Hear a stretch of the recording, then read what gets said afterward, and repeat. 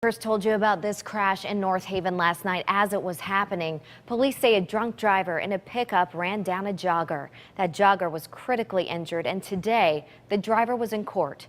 News 8's Josh Scheinblum was there. The name of the accused is Theodore Spalding, and thanks to court documents, we're learning more about the incident that landed him here at Meriden Superior Court. Yes, Your Honor. Thank you. Mr. Spalding is 72 years old. He does not have any convictions at this time, Your Honor. Slumped over and wearing a T-shirt stood a disheveled man facing some very serious charges after an incident he was allegedly involved in just days ago.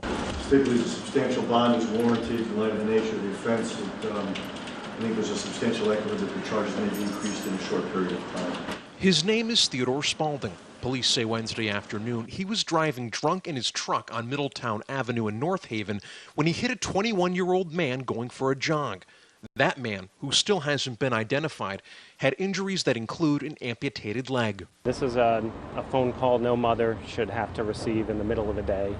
After the incident, police charged Spalding with operating while under the influence and assault with a motor vehicle in the second degree.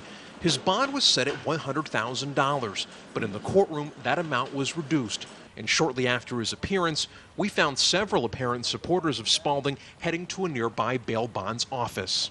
Is this the person you know, what he's being accused of? I have no comment.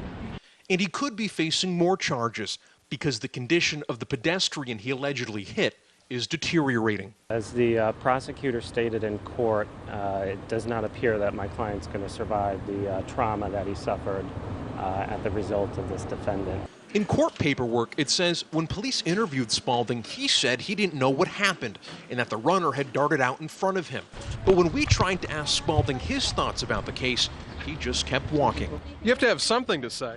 Spalding is out tonight on $50,000 bond. He'll be back in a courtroom later this month.